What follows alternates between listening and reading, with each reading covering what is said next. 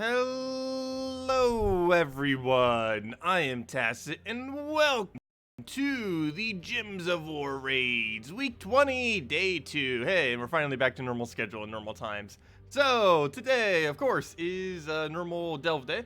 We're going to be mainly doing Sunken Fleets and messing around, of course, with raids that we still need to finish up. But yeah, we'll be able to accumulate a bunch of shards today, probably around 1,000 or so, which we definitely need towards our stack, as our stack is not even 5 digits at the moment. I believe we're currently around, let's go check Underworld. I believe we're currently sitting at around 9,000, almost there. So yeah, we could possibly hit over 10,000 today then, between all of the delves that we're going to be doing. So hopefully that'll be a goal we just randomly hit. This was the orb for today, all 28 of the login days. Let's go open that and see if we get anything good. And yes, we do. A shiny blue. Well, that is a very nice surprise. Hopefully our other orb later today will be just as good. Actually, I should say 2 orbs. I forgot. We get one off of stage 4 and another off of stage 8. Plus Vault Key could be something. Speaking of Vault Keys, don't forget, Gnome event is this weekend. So if you want to go farm a bunch of Vault Keys, this is the weekend. I believe my goal of this weekend is to hit 25,000 gems. I'm not sure if we're actually going to reach that. But with the Gnome event, we might be able to. And we'd also passively, during that, get an additional 90 gems on top of that. So we would only need to get around 850 or so by then. Probably even less because of Tribute. So probably even like 700 if you count all of Tribute. So that should be manageable, getting around 800 just off of Gnomes. Not counting anything else, just Gnomes. So we'll see exactly how that pans out and go from there. But anyways, let's go do a little bit of raids first, and then we'll mess around with everything else after. I mainly just wanted to test a new team. Or a different team, something that is a little bit more towards what people might have, because of course I did end up using Tina and everything there. It was something I kind of mentioned, but didn't really bother using it, so let me go and switch over to a Manged related team for this. And obviously we'd want to switch to something like Titan with Enrage, which is exactly what we'll do. We need the barrier, and we need the Enrage to hit their traits, as well as just to make sure we have enough damage to kill everything in one shot, just in case. What am I doing? It's over here. Get the Enrage on, and I believe that's everything we need. We got our barrier, got our storm to barrier, and all the normal stuff he runs with. There we go. All good. And that does mean we're giving up some half mana starts, but it's not too big a deal that we're really getting rid of those. Oops, what am I doing? Get rid of all this. And what on earth do we do for the rest of this team? Probably, obviously we need mana generators for whatever we do for the rest of this. We can fit Tesla. What colors are we specifically missing, though? Well, all of them. What colors are we missing? All the colors. I don't think there's any double color thing that really fits that well, though. Tesla we don't really need. We could go a second of him, but again, that's also something we don't really need. We could feed him mana. We could go for the instant kill, though everything other aspect on him is not that useful. I could go for mana generation off of this, so we could also just do it off the board control for Sphinx, which is probably the way we're going to go. And, I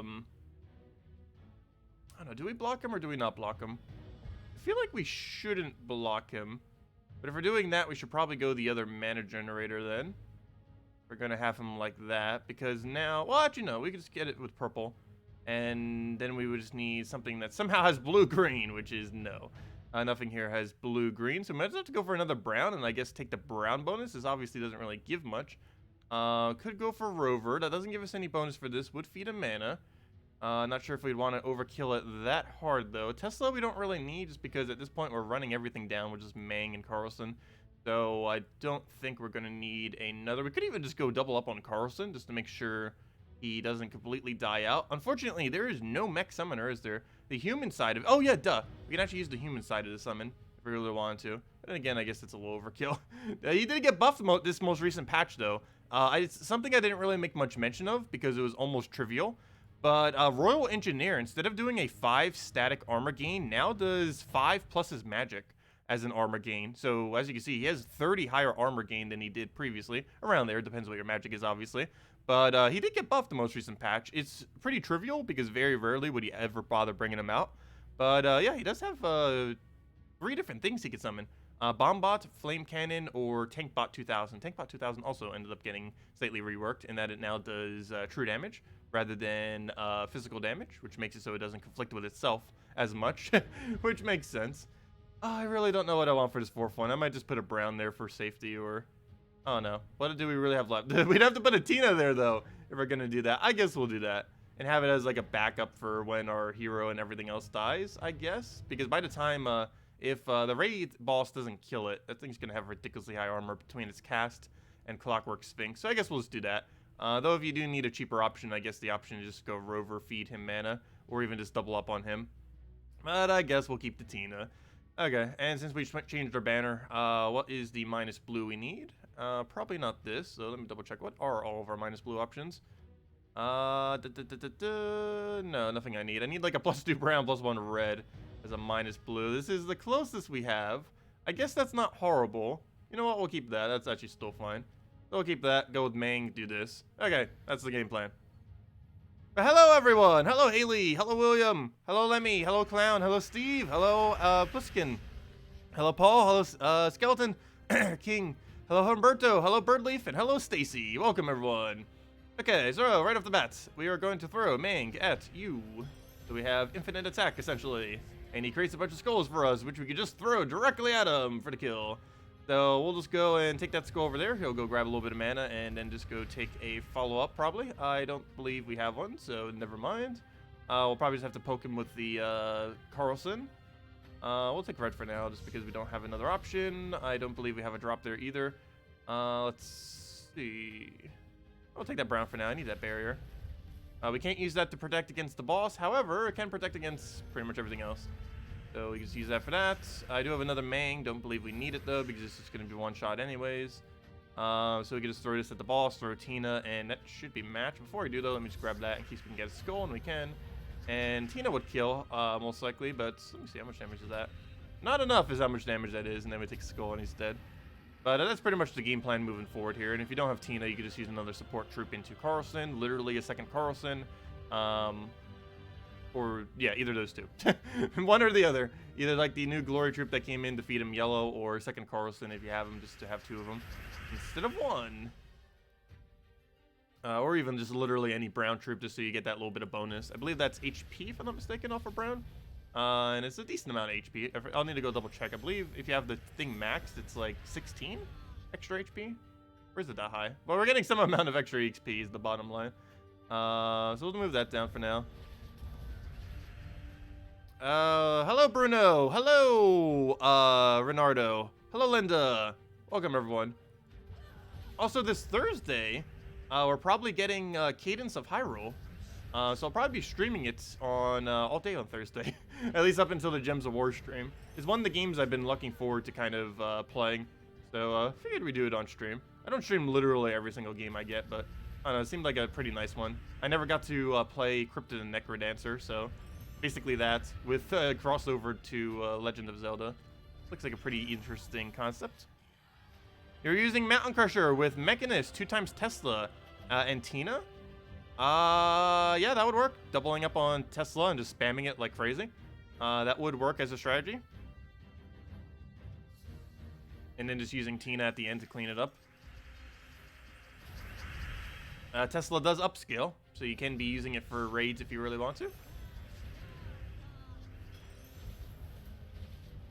What do we take here? What do we even need? I guess we just take the skull, because we one-shot everything at this point.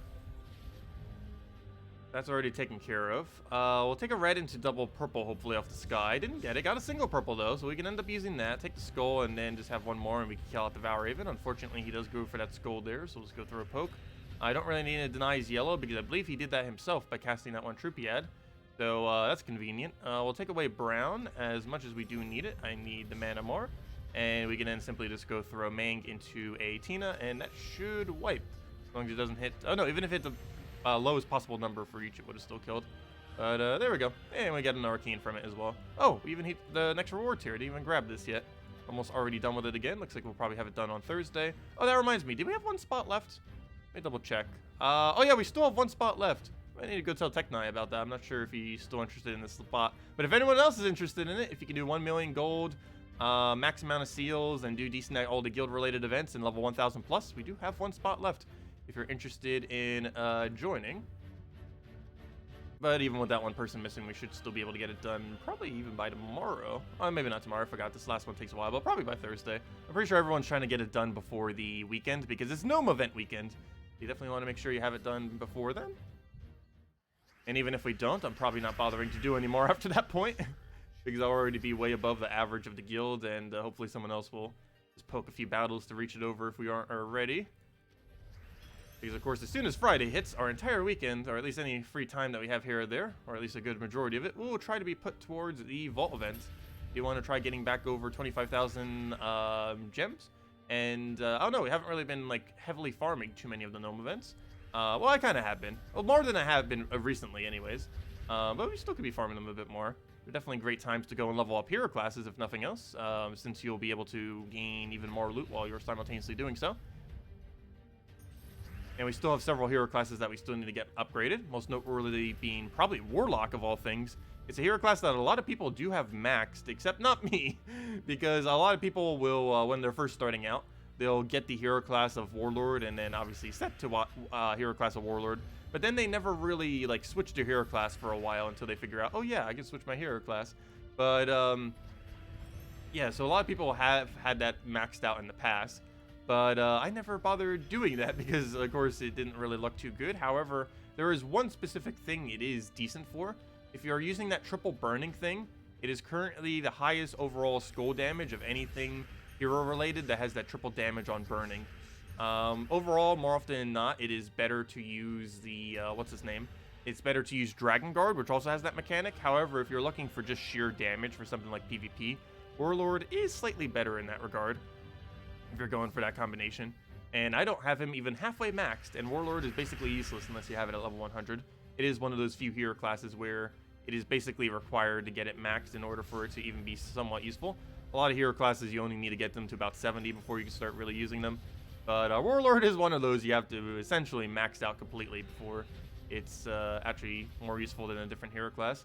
And a couple other ones kind of have that. Like all the Titan-related hero class, even though you would end up using them a lot, they all need to be maxed too before they're really viable compared to other options. Things like Titan, Sentinel, Plague Lord, they technically have to be maxed before they're better than the other similar troops that are like them. Otherwise, you're going to be dropping all of the immunities that they have, which in some contexts is fine, but in a lot of battles will definitely backfire on you. Have to watch out for that.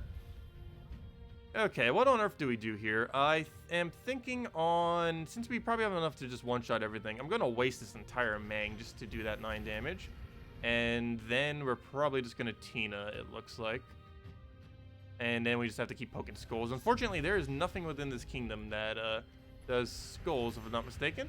So we can't really feed it skulls or anything like that. I'm pretty sure there's none. I might need to actually go double check. I'm almost guaranteed there's nothing that creates skulls from Adana, though. Almost 100% certain on that. Okay, well, he's gonna die. Now we just need one more, and he's already dead. There we go. We don't need any skulls. I mean, we do need skulls, but we don't need anything that creates skulls, I should say. Okay, I'm just gonna do one more battle for now, and then we're probably gonna be doing delves for most of the rest of the day. I mainly just wanted to mess around with a different team. However, this is probably the team I will be using forward from here for the rest of the battles that we need to go do. Okay, well, let's go throw it at the boss like always. Get that down first. Throw that into some manas. Hopefully we get a yellow drop. No, but we did get a skull randomly in that, so that works too. I don't have a drop for that. I could try for that brown. We get a guarantee yellow out of it, but I already have all the mana, so we'll just throw it for a hit. I'll take it next turn if it's still there, and it's not, so we'll just go take that, because why not? It's free. Grab the skull, and of course he summons, unfortunately. I don't have any way to move that. I guess we could take the green to yellow right there. But not much value we could really get from that, so we'll just take the brown for now. Hello, analyst. What troop? Let's see. You should put 2 times, or you should put a Sphinx in second slot as a mana generator. We could end up doing that. I ended up putting it in the last slot just because I feel like we would need to get this thing's mana up more. But of course, we can always target this at yellow. But I don't know. It depends which way we really want to go about it. I think it's fine down there, personally. But we could move it up further if we want to actually use it for board control a bit more often. Because main reason I do have this here, though, is I'm trying to use this thing for its double damage that it has. And then worst comes to worst, we get to solo everything with Tina. So that's kind of like my whole thing here. And I don't want to block his mana, because I do want to make sure we have something that can kill out the boss quickly. But yeah, main reason I'm actually having him here is more so for his Eagle's Eye than anything. And worst comes to worst is because he has a lot of things that can hit the boss higher. Mainly his 5 times damage. Okay, let's take that down. There we go. Okay, over to invasions. What troops should you use? You don't have Tina 9000. Any of the support troops. You can end up using a second Clockwork Sphinx. You can end up using Dracos. You can end up using the Rover 300. If you want to go all brown, you'd probably want to use the... Actually, there probably isn't a good option if you want to go all brown with that. But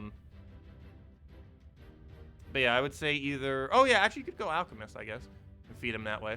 But I would say either a second Carlson, a Carnex, a Dracos, a second Clockwork, or a Rover are probably your main... Oh, and double Tesla. Or even just a single Tesla. Almost forgot about her. But yeah, actually probably Tesla would be the absolute best if you had to go anything else for now. Just put one thing in there. But any of those options would be decent if you don't have the Tina. I'm not really even using the Tina much in this. It's mainly this as like a backup kind of hit and to speed up the battle some. It's because of how it concentrates its damage and ends up working out quite decently. Anyways, let's head over to the raids for today. Or not raids, I mean the delves for today. The faction event. Of course, I bought into tier 1 because enchant, and mainly just running gargoyles for these early ones and probably switching over to Tina. Don't forget, Tina is available through a billion different things this week if you don't own her. Yeah, there are definitely plenty of ways to try to obtain her if you want to try to get her, and she is pretty good for a lot of stuff this week. The main one would be, or actually there's several, but one of them that you could get it from are these reward tiers here. Each one of these could potentially drop Tina. Very unlikely, but possible there. The similar in that exact vein, Thursday, all the tiers that you buy there will have a chance of Tina. And the main way that you would get Tina other than that is Event Key Drop Table. Event Key Drop Table does have Tina. You'd have to open like nearly 800 or so. However, it is one of the highest chances you would ever have of getting her, other than just simply 100% crafting her from the Soul Forge eventually. But yeah, almost every single possible way to obtain her is available this week. Literally the only one that's not available is the Soul Forge. But every luck-based method to obtain her is available currently right now. You can get her off of any key other than Gold Key right now. But with event keys being obviously the best one. And you can get her from both the events. Not from the faction event, but from the class event this Thursday and the raids throughout the week. Anyways. Oh yeah, I forgot to mention, I did go to my doctor's appointment earlier today. Ended up going decently. I mainly just went to a dermatologist to get the cyst thing on my chest checked out. Set up the appointment to finally get that. I did double check on like the acne thing, because I do have pretty bad acne. I'm not sure if you can really tell because of the somewhat average quality of this webcam. I do have a lot of acne, but the whole thing to try to, like the pill that they wanted to put me on, they would have to do like blood work every single month and a bunch of other stuff. And I calculated it out, and it would end up costing around $5,000 or so. So I was like, yeah, no. So it's something I might eventually do. But without insurance or anything, that is way too much. Also, I did have to go for blood work just for, you know, just normal blood work. But I forgot how much just normal blood work is out of pocket. Like, I think it was around $240. Which just seems absurd to me. It's like you go in there, they prick your finger or your arm, and it's like, okay, you're out. It's like, that was the quickest $240 I ever burnt. But no, of course they're doing way more than that with all the blood work stuff without you testing on it. But still, it's, gosh, it's weird. Let's see. I'll take that down. Grab a, you know what? Let's just double gargoyle that. Anyways, kill the other thing out. Don't even need to do any follow-up. Is what will happen in the earlier delves, so that's the whole point of double gargoyle until we switch to like Tina or something. The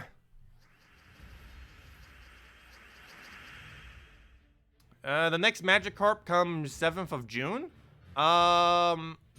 Yes, the next Magikarp in this game is the next Mythic, and it is coming out the first Friday of next month, which yes is June 7th. It is potentially the worst Mythic in the entire game. And it's coming out as the next Mythic. It's a Groshnock Mythic, so at least they're staying true to lore and keeping Groshnock as useless as a kingdom as possible. But just like the other Mythic. But yes, the next Mythic is basically dead tier. It is going to be so useless that there will be commons that are stronger than it. It is arguably the weakest troop in the entire game. Or not the entire game, but, you know, as far as any Mythic is concerned, I should say. It is arguably going to be the worst Mythic in the entire game. It's going to have way too high of a mana cost for almost no damage, with no good side effect, with no board control, with no good traits, basically. With traits that literally conflict with each other as well. It's kind of like those weapons that you would not upgrade because it would give you like a bad effect. That's essentially how this thing's traits are. He gains a benefit whenever he takes damage. However, he has a trait beforehand that you have to get that makes him immune to poison, which obviously gets rid of a really good component of his, which would be being poisoned while simultaneously triggering the on-damage effect. Actually, he would almost not be horrifically bad if he could actually be poisoned. He still would be really, really bad, but at least he'd be slightly less bad than he currently is. But, oh no, they just made it really, really useless.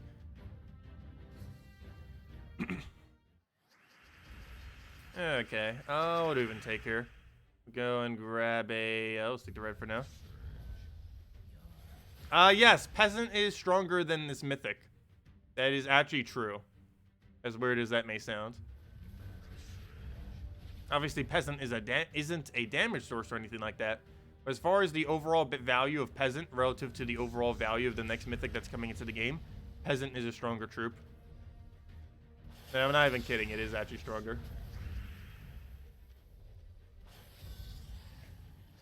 It just has way too low of a damage to mana cost ratio. The new Mythic's only going to be doing about 3 to 4 times its mana cost and damage. And for something that has absolutely no board control or anything like that, that is horrifically low. It's the same issue Gargantor has, but at least Gargantor can stack up to an instant kill. This thing is capped at around a 90-something damage. You cannot keep increasing his damage. Because the things the boost ratios are static. It's how many reds you have on your team, how many red allies, and how many skulls are on the board. And both of those are limited. And on average, that would only be around 10 to 15 or so. Probably even less in many instances. So yeah, it's hard capped at a really, really low number. It only gets 4 additional damage per thing. Not even that high. Like right now, if we were using him, we'd have 2 reds and 3 skulls. He would do 20 additional damage, meaning a Mythic that costs 24 mana cost will do about 50 damage, 50 to 60 damage if it was to cast right now. That is how bad this Mythic is that's coming into the game. That on this board right now, it would do about a 50 to 60 damage.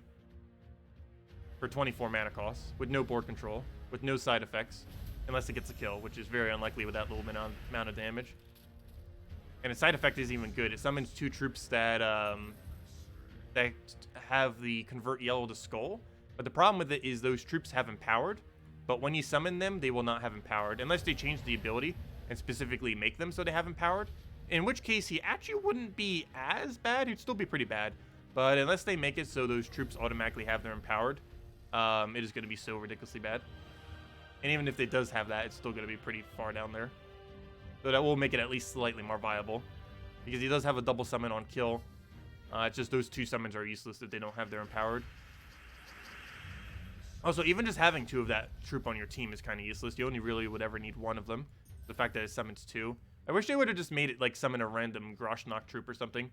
Like summon a random Groshnock troop with full mana. Would have been way better than what it's doing. And to do it at like 100% chance rather than just kill. And give it some kind of other effect on kill. But in its current state, it is arguably the worst Mythic in the entire game. The next Mythic. Long story short. Hello, Bushka! Welcome. Though we're still going to be getting it, and I'm still going to cover a video on it. So there won't really be much to show for teams, though, because it is useless. Why would they make such a bad Mythic? I don't know. Ask them that question. They have a Q&A soon. But no, I don't know. They just like making really bad stuff sometimes. Like, they can't make everything viable, but you have to make it at least somewhat better than that. It's always kind of baffling when they add like things that are like noticeably dead content. Like I can understand like something's not like the most efficient method in the entire game for something, but when something is so dead content immediately that there is literally no purpose for that troop whatsoever, Not sure why they keep adding those. That's kind of redundant.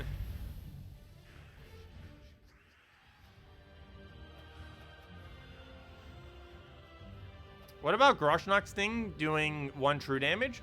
That 1 true damage is actually beneficial. That 1 true damage to all allies will trigger your own damage effects. I wish it was something like bleed all allies rather than damage all allies for 1 true damage. Now that that's a thing. But no, the 1 true damage that he does is okay. If anything, he needs to do like several waves of 1 true damage. Like 3 waves or 5 waves of 1 true damage.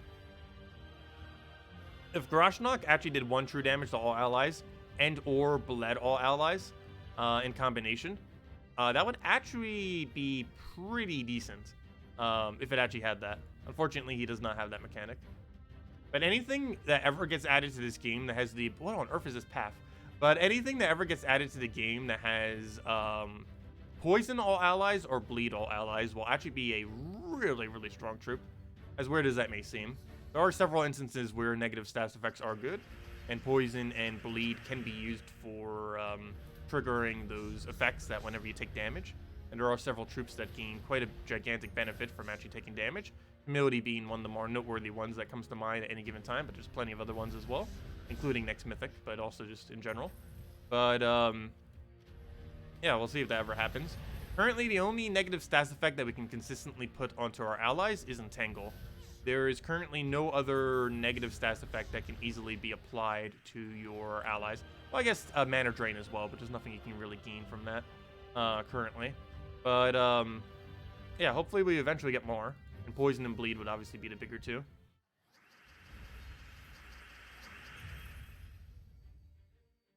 But I wish they would add more troops like that. Troops that have a negative effect on your team, but have a stronger ability.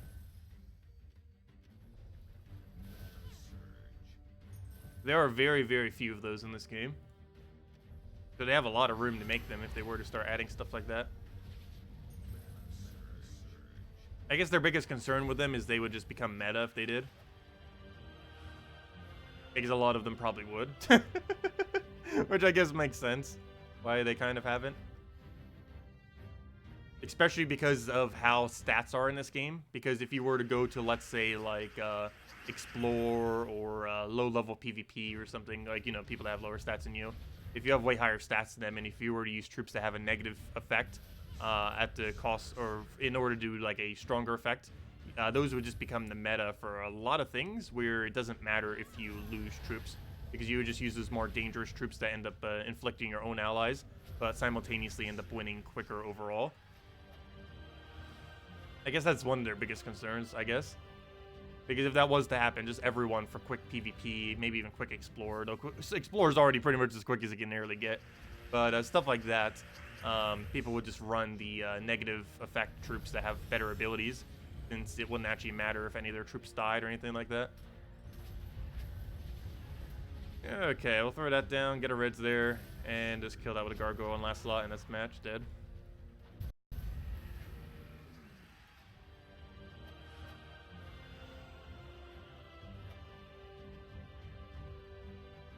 Okay, what do we even need here for path? We got a 1.25, we got a 1.2. I guess for multiplier's sake, I just go grab that? Yeah, why not? For multiplier's sake, we'll just grab this right now.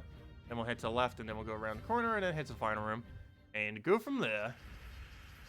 So hello, J-Dot, welcome. If anyone else has any other questions, feel free to leave it in chat. I'll probably hand out a code once we get the first orb. And by that, I mean probably by the end of this delve, because I believe the end of this delve is first orb. Find out in a moment. Let's see. Yep, end of this delve is first orb.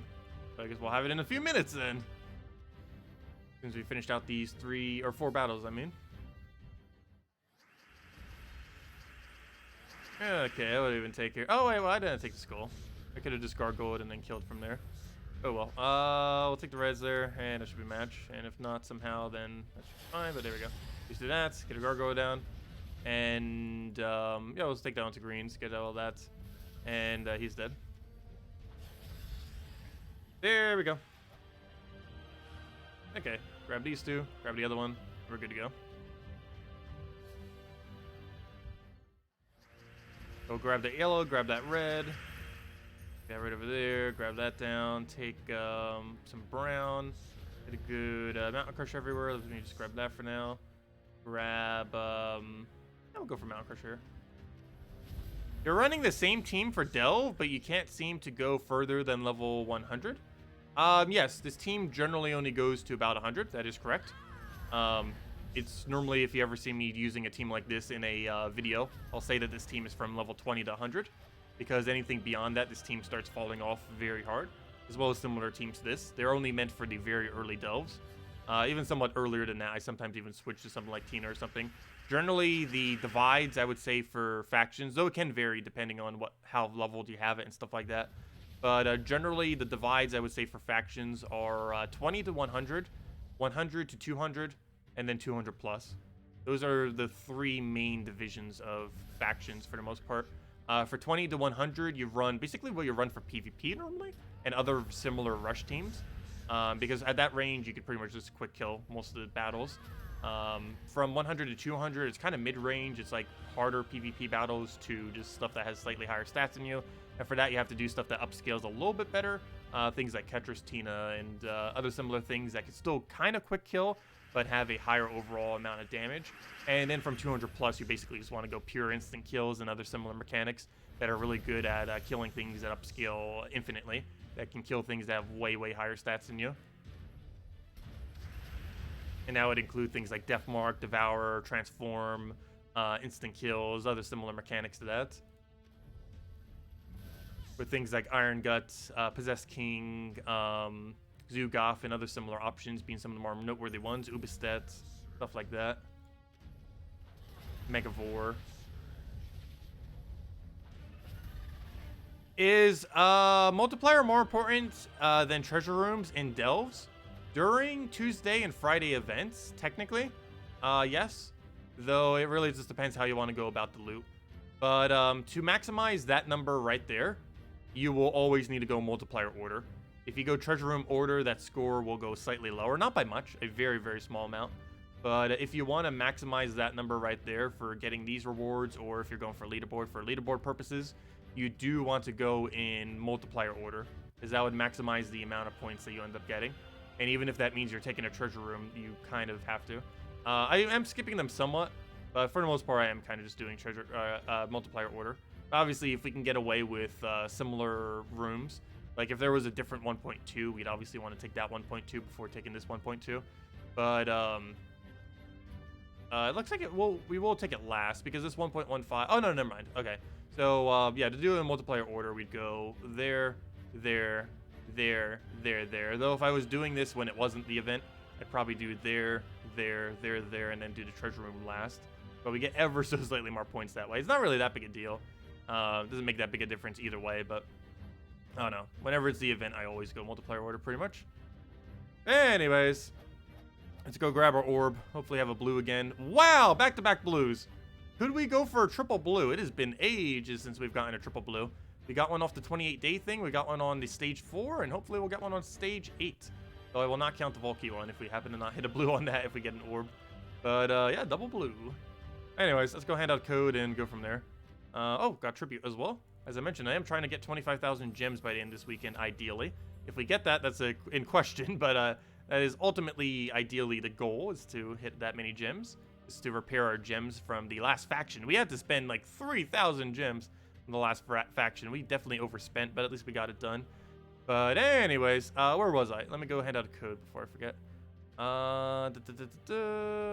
Where'd it go? Oh, speaking of codes, I need to go ask for more codes soon. Because we are running low. Actually, by soon, I should probably ask this week. Because by the time I actually ask on the beginning of the week, we're only going to have a few left. If he doesn't get back to me, I'm going to have none. I normally ask her on like Sundays or Mondays, because that's when she seems to reply the most to them. But, I don't know, I guess I'll mention it midweek.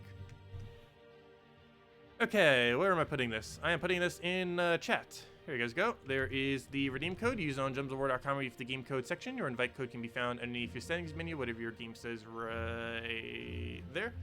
You put it into, come on, how do I do this? There we go. Whatever your game says there is what you put in. Redeem codes right over there in chat. I just copy paste the random numbers and letters. Gives, actually random letters I should say. Gives same reward as always, 2 treasure maps, 1 gem key, 200 souls, and 2,500 gold. And it's usable on every platform except the console versions. And there you guys go. Anyways, let's go back to factions. But before I forget, let's go do dungeons. And yeah, let's do it with the Mirage Queen team. This is the thing I want to try leveling some this weekend. I am currently doing Warlord. As I was mentioning earlier, I do want to try getting this to 100. Obviously, that's probably not going to be done this weekend. But at least need to make some progress on it. Currently level 62. Ideally, I'd want to be that by like 90 by the end of this weekend. Not sure if I'm going to go that hard into it though. But we definitely need that number to be higher. How high it goes, we'll see. But I need that number to be higher than it currently is, that is for sure. So unfortunately, it's not usable until 100. So even if we do get it to like 90, 95, got to go all the way before it's even remotely usable. And even then, it's barely usable for anything. Oops, why am I using this team for... this is an Explorer team, not a Dungeon team. Oh, well, it still gets the job done. And until it revives. Let's see, we'll take a red there. Grab another red, he'll skull poke us, and then we just kill it. Oh, we already came this far with this. I guess we'll just go run down all 3 battles. Worst comes to worst, we could just Mirage Queen kill it off of skull spam. As long as he doesn't randomly get a what's his name, a Wolf Garrett kill on us. Oh, for a second, I was going to check to see if they forgot to update his ability. They actually remembered to update his ability on this version of Wolf Garrett as well. I was kind of expecting them to forget. Because I know when they end up reworking Evolved Gorgoltha compared to normal Gorgoltha a while back, they ended up forgetting to switch its trait, but it looks like they did it correctly on this. Okay, let's just do that. That'll kill most of the team. And by most of the team, I mean barely. Excuse me, any of the team. So that burp reminds me, that's something I did today. I almost forgot. There's, by the place that I went for my appointment, there's the best barbecue place around me currently. Oh, I forget his name now.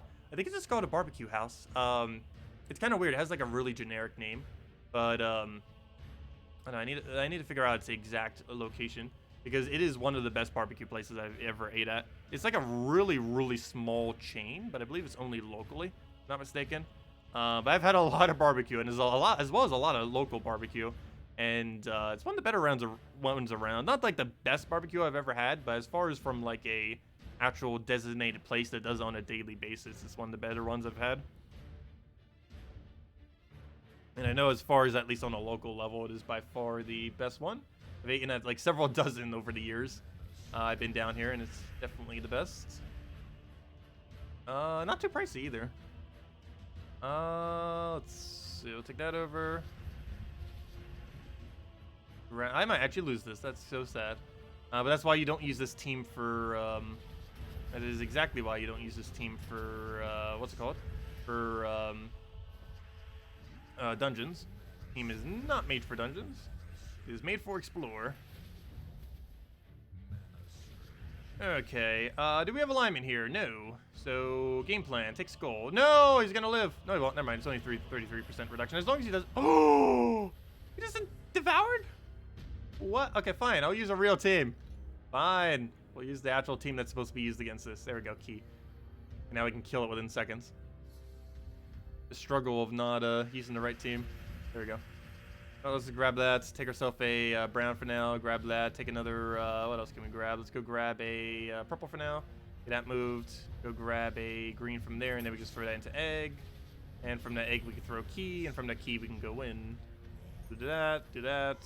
Get a destroy over there. Grab another one just to get key. And look how much easier that is. And he's dead. Okay. Now let's go back to the double vent. While that's down. Back to events. Fights. And what's our order here? We got a 1.3. Got a 1.5. 1.25. 1.2. Okay, so we go there.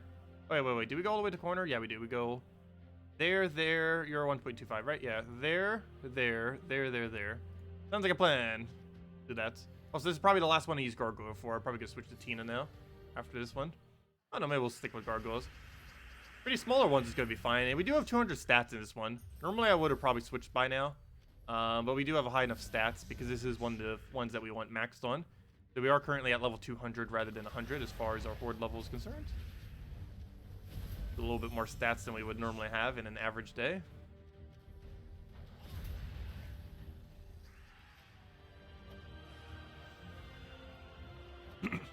Okay, well, let's go keep moving down this path. Get the vault key in about another delve or so. And then finish out the event in a few more delves. And also, if you don't happen to do Tuesday events, definitely make sure to do them. Out of every single event that ever happens on a weekly basis, it is actually one of the best ones to do. Other than like Bounty Hunter or something. But as far as this event is concerned, it basically gives you 2 orbs. More often than not, as long as you have the stats for it. You can have the stats for it even as early as mid-game. But, yeah, the Tuesday events, it basically gives you 2 orbs and a vault key for only 30 gems. That is insanely good value. It only takes like an hour or so to grind normally. Maybe more so an hour and a half depending on your stats and everything, but it doesn't take too long to get all that loot. Pretty solid loot for what it is.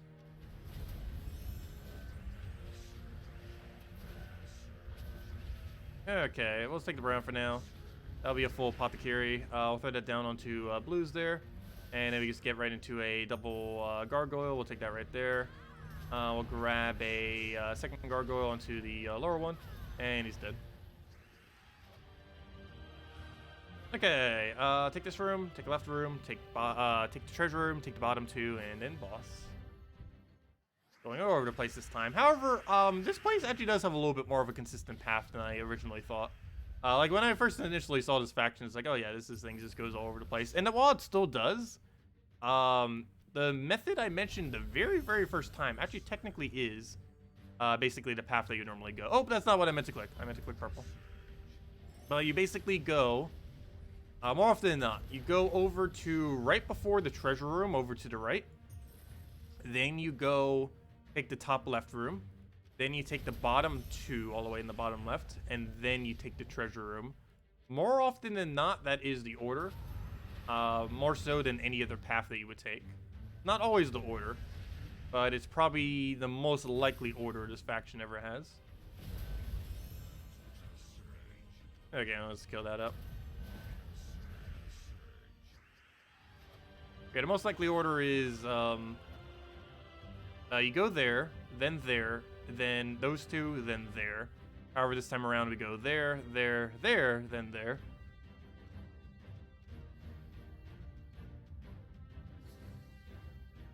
Okay, what do we have? Well, let's go grab the red, the blue, hopefully get a blue sky. Didn't get it, but we got plenty of mana to do everything else with. We'll go grab a, let's do it on green. Is there any other mana we can get from that? Kind of. Enough to get us rolling, if nothing else. We'll go through a double gargoyle and kind of just work from there. So we'll go through that down, get our poke, get our kill. Throw the other gargoyle down, get our poke, get the kills. And then we just poke it with a single skull and I'll kill it out, and that's match. So we'll do that, dead. There we go. Okay, next order of business. Take treasure room because it's 1.2, so we get slightly higher score. It wastes a little bit of gold, but it's not that big a deal.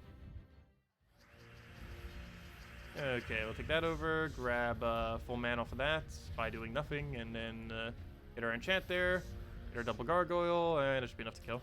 Also, I think it's about time to stop using gargoyle. It's starting to not kill stuff. I know, the normal strategy, I guess, is still working. You throw a gargoyle there, you throw a gargoyle there, you take a skull, and then win. So in this case, I guess a third gargoyle. Because after 2 gargoyles, your first gargoyle will almost be filled back up. The first gargoyle fills itself with some mana. Second gargoyle fills back into first, and then you kill it out with the gargoyle that you just got. Okay, so with this, we'll go throw down onto, I guess, yellow here. I don't think we really have much else, so we'll just get the triple yellow into browns, gargoyle to gargoyle. Go from there. So throw that down, boom. Throw the other one down, boom. And he's dead. Almost. Let's see. Throw it down on the blues. Grab that there. Kill it out with the gargoyle we have, and he's dead.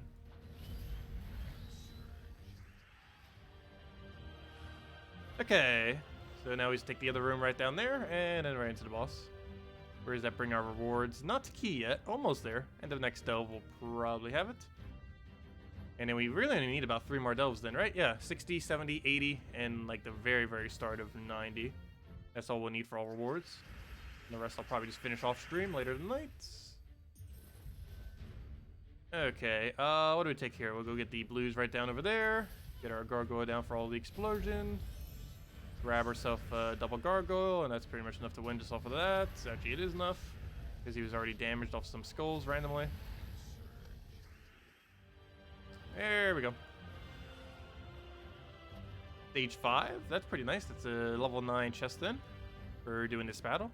And this place really consistently does do over 4 times multiplier, which is nice as well. Not the overall best loot of any faction, but it's not horrible. It's an okay loot faction. It's not one of the absolute better ones, but it's also not a bad one. It's not one you would bother going out of your way to farm, though, for sure. That you wouldn't do with this faction. But, I don't know. Silver Necropolis, still overall best faction from a loot perspective. I hope they eventually decide, hopefully next patch even, to finally do something to make level 500 delves actually worth doing. If they do, I'm actually going to start doing Silver Necropolis.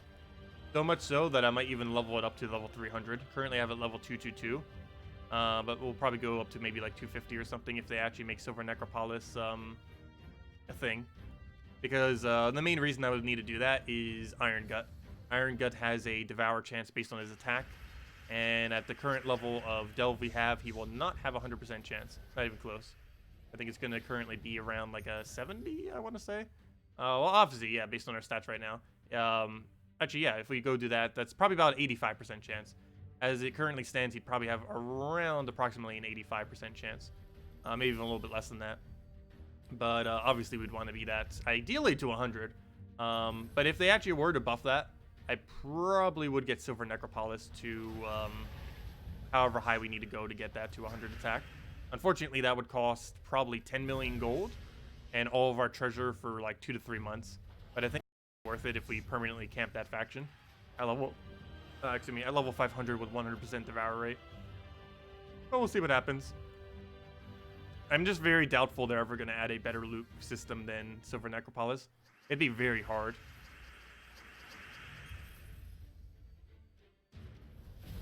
Like, if they somehow actually make it better than Silver Necropolis, that is going to be a very broken loot faction.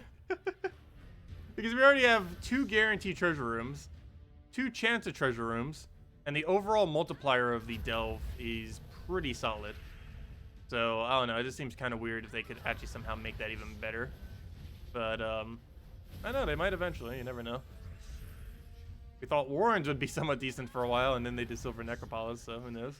The Warren still is the only faction, for whatever reason, that drops Arcanes off its final battle, which does technically make it the highest Arcane yielding faction in the entire game by a ridiculously large margin. Actually, it's technically the quickest rate that you can even get in the entire game of Arcanes, because it's a guaranteed 3 Arcane drop, or if you're progressing on it on 2 times, a guaranteed 4 Arcane drop every single time you end up completing out the faction, which is insanely high for 100% chance. Anything that consistently drops that consistently on 100% chance is spending all your glory on whatever the glory trip is of the week. But that doesn't really count. I mean, like, actual farming methods. It's the absolute quickest. Okay, I'll throw the gargoyle right there. That might seem like a little bit of a weird one. I want to make sure we actually kill all of them. But then again, their durability is low enough that it would have. But there we go. Okay, another 2 sigils. That's nice. Who knows, maybe we'll get another Valraven. That'd be even nicer. We don't need another Valraven, but that's a whole free 2 delves for extra loot. And given that I haven't been doing delves as much, that would be nice to get a few extra battles in there. As long as we have about 20,000 by the time next delve comes around. Even if we don't have that many, as long as we have like 15,000, I guess, by the time next delve comes around, we should be fine. And by the end of today, we should have around 10,000. Even by the end of this event alone, we should have around 9,600, 9,700 most likely. Even at this current moment in time, we're sitting on like what? Probably 9,400 somewhere. 9,300. Close enough. Anyways, where are we? Games, faction. Wait, did we get that Volky yet? No, we did not. Though we will by the end of this delve. Was this anything? No, 1.2. 1.25, 1.25, and 1.15 for a 1.2 average. So we take this, those 2, and then take the Cedric room, and then take the final room. No point in taking Cedric early on this one. We don't not need the gold for once. Unless we're running something like a Greed or Leprechaun or something, we don't normally bother taking Cedric early, because the amount of extra gold he gives is pretty trivial if you don't have an actual gold gaining troop. Team, of course, does not have one. At least not specifically. We do gain some good gold from those converts, but it's very trivial. And then Gargoyle into hopefully random Skull. And if that doesn't kill, double Gargoyle will. And apparently double Gargoyle it is. Actually, let's take a Skull. There we go. He doesn't have Agile or anything, so he's not going to dodge it. So we don't need to worry about that aspect of him. So we'll go grab these two, take the top right, take final room. And then we can go open our Vault Key. We're currently 2 blues in a row. Let's hopefully keep it that way. That'd be insane if we could actually have 4 blues in a row. Every single one today, just pure blue. I don't think I've ever had that many blues in a row. I think we've done triple blue. I don't think I've ever done quad blue before. Actually, have we even done triple blue? I can't even remember. We probably have at least once. I would assume by now we would have. I can't actually recall if we ever have, though. We've definitely done double blue before. Even just now, we just did it. But we'll throw that down. That killed. You've been using Mountain Crusher, Divinia, Tina, and Obsidius. Sounds pretty good. With Sentinel. Been doing decent. Yeah, sounds like it would do decent. You basically just throw down the Tina. Clean with Sentinel. Clean with Obsidius, And that's that, pretty much. From every single time. And of course, you just use Mountain Crusher to get all your mana going. Okay, we'll take that for a Skull or not. Okay. We'll take the Brown then. Mountain Crusher to get all of the manas. Hopefully random get a Skull on that. Not quite. But we'll throw that down on him. As much as I want him to kill one of his allies, we'll just do that. He's a liability. And we'll kill that out. Because it would have been annoying if it still was alive, whatever he targeted. But there's a 70% chance he would just give us a free kill. So that's also decent. Sometimes you let him cast. But he was right in the range of where we need to hit. This battle could be slightly annoying, but hopefully he does not get us moved, though it won't really make too big a deal. Even if our entire team's moved up a little bit, it's going to make very little difference in us winning this battle. And he's already dead. Oh, no! I was trying to avoid that.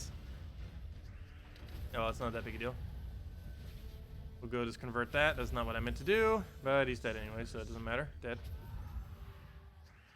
There we go.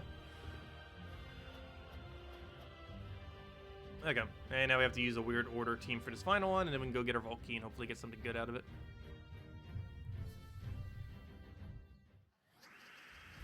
Okay, right off the bat, nothing good to use, so let's go grab Apothecary to full because we have a weird order, so I need to buy a lot of browns more than normal.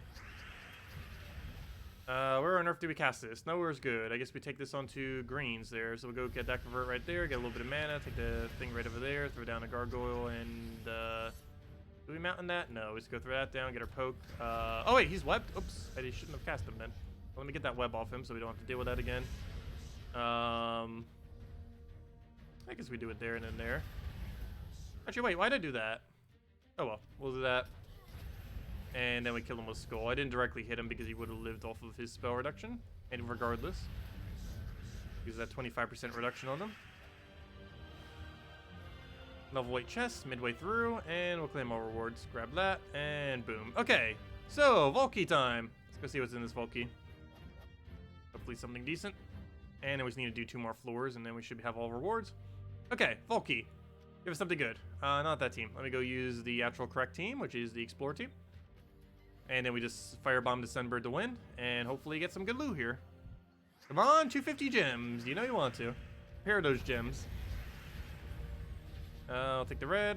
We'll take whatever. We'll throw down that, and what do we get? Come on, 100 gems. Come on, 250 gems. Come on, 20 gem keys. Come on, major purple. What else? Ooh, major orb. We currently have double blue. Can we get a triple? Though I would also accept purple major, as long as it's not blue or green or orange. No. Okay, I'm not gonna count that as our streak though. Let's see if we can get 3 minor blues in a row. We might have been able to get every single minor as a blue. And the only one we need now is the stage 8 one. But let's go move forward through them. Oh, we got another tier 5. Nice. We go all the way there then. We get that multiplier, go for that.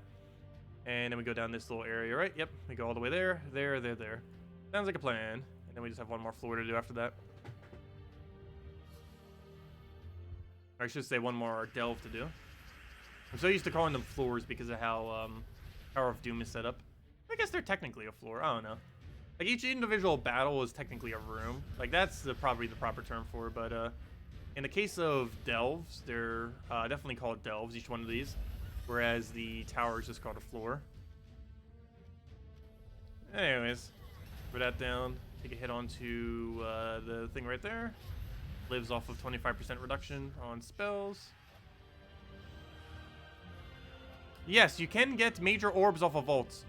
They greatly increase the chance of getting orbs and major orbs, normal orbs and major orbs off of vault keys around 6 months ago or so. I forget exactly when they did it, but it's actually a while ago at this point. It's almost like it's been normal. It's been so long. But they did end up buffing it at one point, and they buffed it extremely high. It's one of the easiest ways to gain orbs in the entire game is to actually farm the vault events, just because of how concentrated the drop table is of vault keys with orbs. But yes, major orbs is one of the best drops off of a vault key. It's theoretically even the best overall drop. The two best drops off of a vault key are technically purple major orb, which is worth about 675 gems or so in end game. If you're going to be, if they count as gem keys for you at 100% from you having all of the guardian troops, they are basically worth 75 gem keys to you. And 75 gem keys, if you were to go and spend them for 9 gems each, would cost 675 gems. So that's generally just considered 675 gems, or at least to me, I consider it that. And the major blue doesn't have a technical value to it. However, it can save you around, at minimum, 500 gems. And I'd probably value it more towards like 1,000 gems, just because, yeah, you can just instantly max out any troop you want. Which, if you were to go spend gems to do the same, would cost way more than that, that's for sure. It's mainly used for Zugoff, obviously, but after you own Zugoff, it's used for its actual purpose of upgrading stuff. But I would advise saving those for Zugoff initially. Yeah, those are his two biggest drops. Major purple, major blue. Other pretty good ones are small blue. Small blue can save you around 400 to 500 gems by using it on a legendary during an event to get it to Mythic. Will save you from having to go buy an additional pack. And by not buying that pack, you save anywhere from 300 to 500 gems on some events. Depends on the event. Other than that, what else? He has a 250 gem drop where you literally just get 250 gems. He has a 20 gem key drop. He has a 15 event key drop. And I believe that are all of his bigger drops, like as far as like the really high value stuff. And they're pretty consistent too. You normally get like a really high value one, about 1 in 4 vault keys or so. 1 in 4, 1 in 5. Which is always funny that they sell 5 vault keys, because more often than not, without a drop table, you would get at least one good drop off of that. They've been doing that pretty consistently. I'm not sure if they're going to do it again this Friday, but if they do, out of every flash offer they ever offer, the one during the Vault event is insanely good value, and actually the best value of any of them that they have done so far. Not sure if they're going to do it again for this Vault event, but so far I believe they've consistently done it for every single Vault event since this entire year, since they've been doing the flash offers. So I don't know, I would consider it worth it. It's better than any flash offer they ever do. So it's for $2, it's 1 vault key, 90 gems. So for $10, it's 5 vault keys and 450 gems. As far as flash offers are concerned, that's by far the best one they've ever done. And hopefully they keep doing it. And they seem to consistently do it every vault event. Of course, during that time, you can simply just grind the vault event and get way more than that. But it's another alternative way of getting them. One of the few things in this game that's just absurdly good value. It's probably like one of the only 2 things I would say is just like way over the top value. It's Death Knight armor and those little packs that are available during the 1 vault key with a 90 gem thing for only $2. Those are by far the 2 best value things in this game. And everything else almost looks pitiful in comparison because of how good value those 2 offers are. Let's see. But I am glad they are doing these flash offer things over time, because they've had a lot of purchases in this game and still have a lot of purchases in this game that are just pitifully overpriced. Like, it is absurd how expensive some of them are. But, I don't know, most of the flash offers actually aren't too bad. More often than not. Some of them are still pretty horrible, but they've been pretty consistent at not being too bad.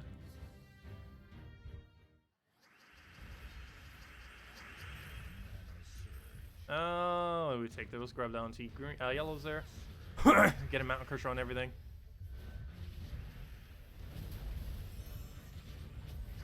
Let's see. We'll throw that down. Take a mountain to hopefully a gargoyle at that point. And that's match. We just double gargoyle if that somehow doesn't kill. And that somehow doesn't kill. And there we go. When is the Gnome event? This Friday. This weekend is a Gnome event for every version except for Nintendo Switch. Friday, Saturday, and Sunday. It starts in 2 days and 6 hours from now. Regardless of your time zone, 2 days and 6 hours from now is the start of the Vault event. So whatever that is in your time zone is when it starts, and it lasts for 3 days after that. And that occurs approximately once every month. It's not necessarily always once every month, but on average it's about once every like 4, 5, 6 weeks or so. But normally it's once every month. And it is the highest loot that you can ever get in the... It's the highest rate of loot that you can ever get in the game whenever it is a Vault event. It is absurdly high. Like, the value that you get per hour is anywhere from 3 times to 10 times higher than a normal hour when it's not a Vault event. So it's definitely really efficient if you have time during those events to just grind out like crazy. Yep, no problem for the code, everyone.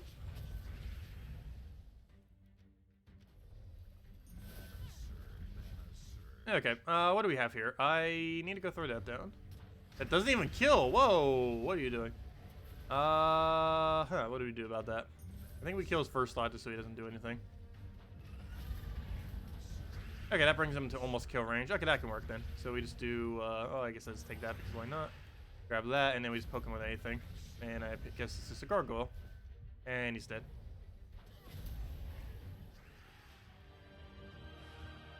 It's always best to grind gnomes and explore. However, I don't know. If you can consistently keep... Oh, nice. Pure shards.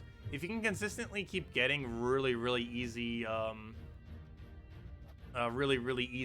what's it called? 1 trophy battles on your casual PvP. I guess you could try doing it with +5 glory troop and kind of spam out 1 trophy PvP on the casual PvP. But no, I would say just spam explore. That's what I'll personally be doing while leveling hero classes. More often than not, that's the way you go with them. You just spam explore till you get all of it. Explore has the highest rate of high rarity trait stones. It'll have a little bit of gold each battle, and you can win at minimum 3 per minute, if not more. You even get as close to a little over 4 per minute if you go extremely quick and consistent. So realistically, it's around a 3 to 4 win per minute ratio, whereas PvP would be, even if you do get good repicks and everything, it's only about 1 battle every 30 seconds to a minute. So even at best, you're only going to be able to get like 2 per minute on PvP, whereas you can easily get upwards of double that in Explore as a potential. It's basically double the rate, really, for Explore. Everywhere's is the exact same drop rate for trying to find a gnome, but of course, the quicker you can win battles, the quicker you will cycle through more gnomes. So technically, anywheres we can win at a quicker rate technically has a higher drop rate of gnomes, meaning that the technical highest drop rate of gnomes is from Explore and Challenges, just because both of those locations have around a 3 to 4 win per minute speed, which is the highest in the entire game compared to any other location. And normally you would just do Explore instead. Unless you're EXP farming, you probably wouldn't bother with Challenges. And I highly doubt anyone's really EXP farming, for the most part. There's very little need to in this game.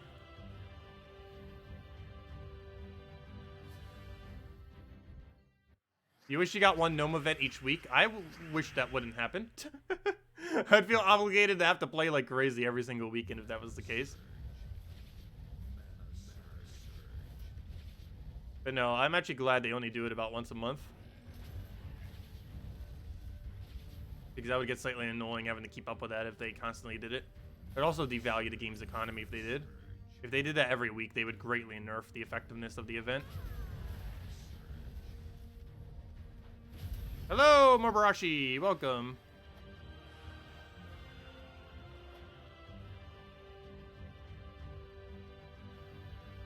But it's not like you can't find gnomes at any given time. Like, even right now, we could, or not during factions, actually. They're not in here. But if we were doing normal Explorer, normal PvP or something, we can still find gnomes right now. It's not like they don't exist. They just exist at a much lower rate than they would during a Vault event. But gnomes are always active. They're technically active 24/7 every day. It's just during Vault events, they're way higher than normal.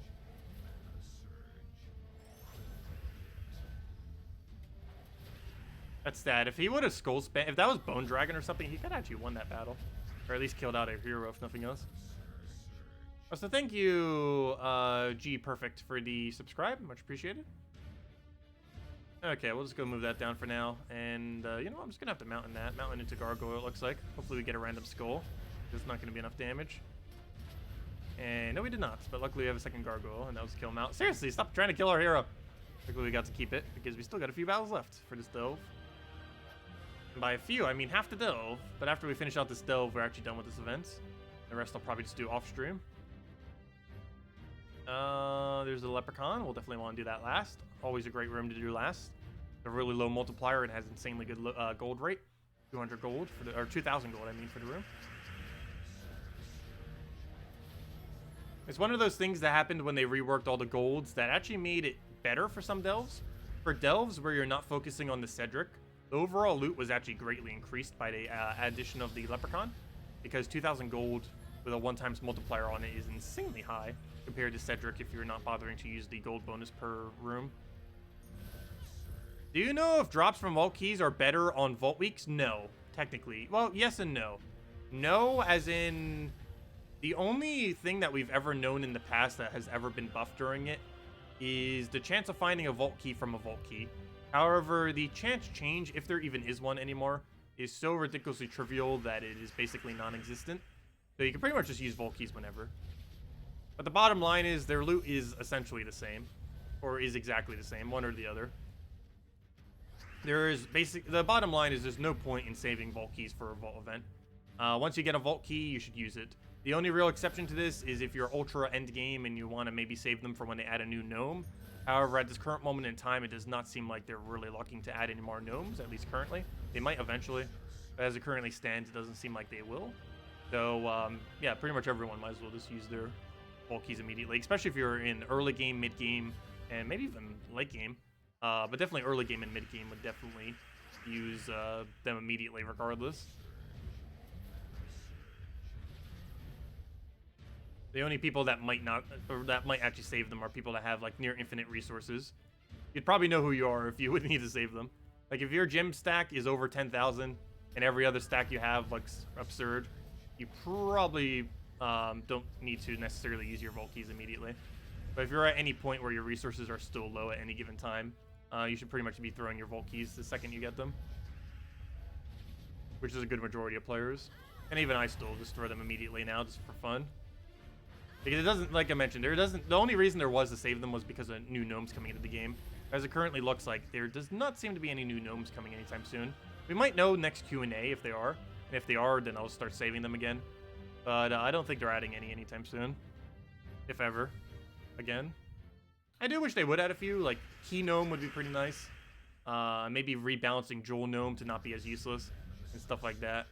But, I don't know. We'll find out if they actually release more in the future.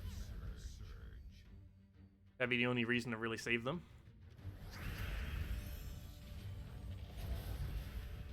And of course, you would save them up to the point where it actually releases, and then try using them all to try to obtain the new troop. Okay, we'll throw that down. Dead. There we go. And now we did the final room, and hopefully that is enough to get it done. Oh, wow! We overkilled this event. I didn't even need those 30 gems. We super overkilled this event. Oh, there we go. So hello, Captain. Welcome. Yeah, does anyone else have any other questions? Otherwise, I'm probably going to start slowly wrapping up after this battle. If anyone still had anything you want me to go over, just let me know. Tomorrow, of course, we're getting just the pet event. Nothing really too special with that pet event for the most part.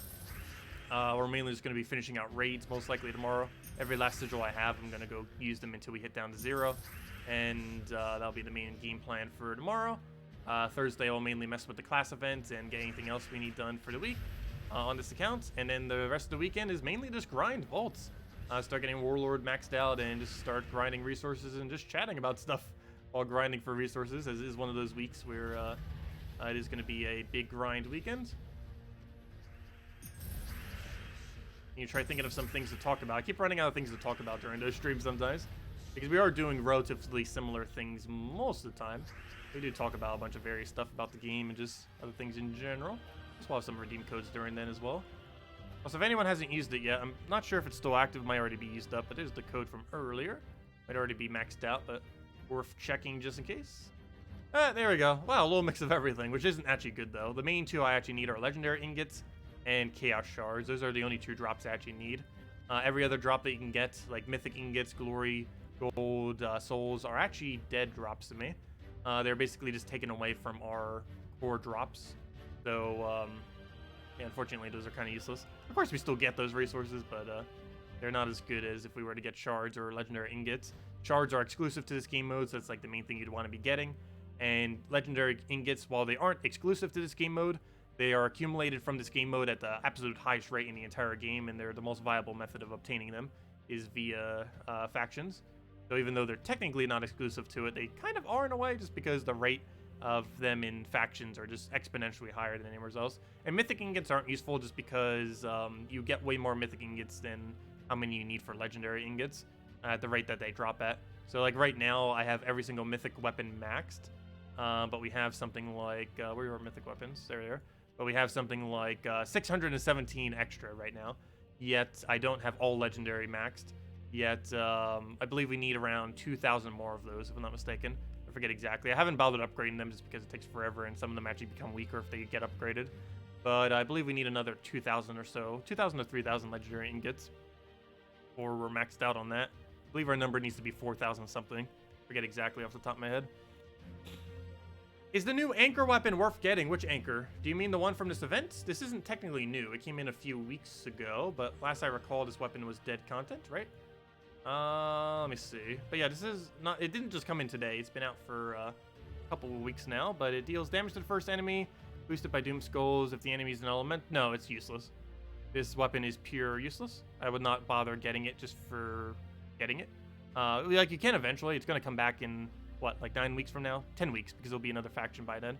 But, yeah, it'll come back around on the Tuesday event table in like 2.5 months from now or so. But no, unless you're getting it for collection purposes, there is no actual reason to own that weapon. You would make leaderboard off it though, if you go for it. I'm pretty sure that would be enough to make leaderboard for today. You don't really need that many to get there. I believe even buying tier 3 might even make leaderboard if you go perfect order, but definitely tier 4 would. So I don't know, if you want to get leaderboard out of it, you do get 75 gems and an orb back at minimum if you do go for that. So it's not costing you as much as it really shows, especially if you get like a blue or purple orb off it. So it might be worth it in that regard, but I don't know, the weapon itself is just for the sake of getting it. You would never actually use it in any instance. Even against elementals, it's not even a strong enough elemental counter. If it did triple damage, I would say maybe, but it only does double damage. And even at triple damage, it would be kind of iffy on if it would be worth it or not. And there's not really enough pure elemental teams that it would be viable. Of course, elemental teams did become way more exponentially better ever since they added Mirage Queen, but they're not like so broken that every single team you see is elemental. Unlike the Vines when they were meta. But, yeah, barely anyone really runs it on defend because there's better defend teams out there than running elementals on it. They're pretty good for some stuff offensively.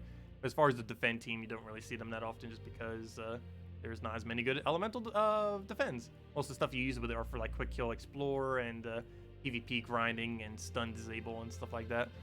Anyways, guys, I'm going to be heading out for now. Thank you so much for joining us tonight. If you enjoyed the stream, feel free to leave a like. Helps out a lot.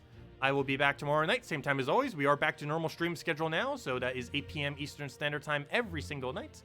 And we normally stream for about an hour or two or so, mainly messing around with whatever the events are for today, as well as just going over normal stuff. Other than that, we do have the Friday and Saturday stream. We'll mainly be grinding out the vault keys. That will be at 10 a.m. to about 1 p.m. Eastern Standard Time. Yeah, I posted the same code again. I wasn't posting a second one. I was just reposting the other one, in case anyone didn't get it. I think it's already been used up though. But yeah, we'll have another code tomorrow night. Let me just answer these 2 questions. Is there one video you have for max level all faction delves? I will be doing that soon. No, I have not made one specifically for that yet. We've gone over them all individually. but I've never done one video where I accumulated them all back to back to back. But now that there's 10 factions, yeah, I should probably go cover that soon. But no, I currently do not have a video that does that, but we have covered it for, if you just look up a specific faction, you can find it in there. But I've mentioned it, you know, I've mentioned it 10 times for each of the factions, but no video has all 10 of them in it. If you ever have a question on one, I can just answer it. Let's see. You just got really addicted to using Essence of Evil. Oh yeah, it's a ridiculously good weapon. Thought it is nerfed. It was partially nerfed, but that nerf did almost nothing to make it weaker.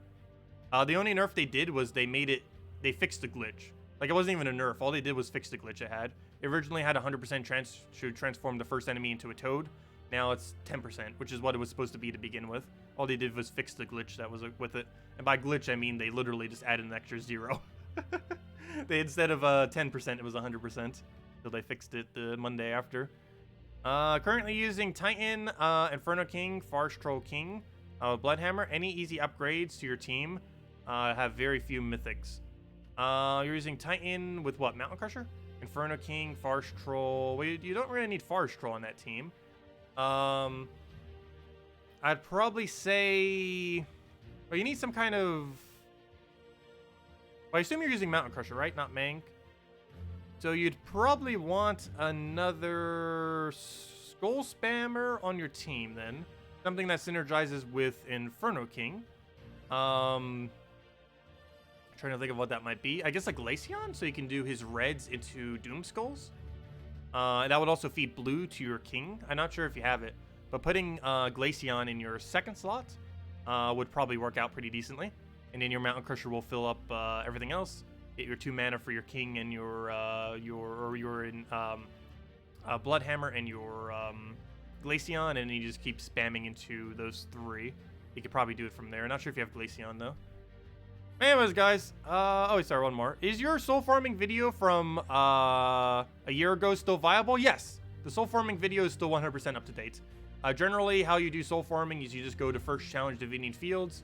You can do it at a few other locations too, but First Challenge Divinian Fields is the lowest stats. But you go to First Challenge Divinian Fields, you go to the very first challenge here, you set it to Warlord 2 difficulty, and then you use anything with Dragon Soul. Dragon Soul Triple Warlock is the absolute cheapest.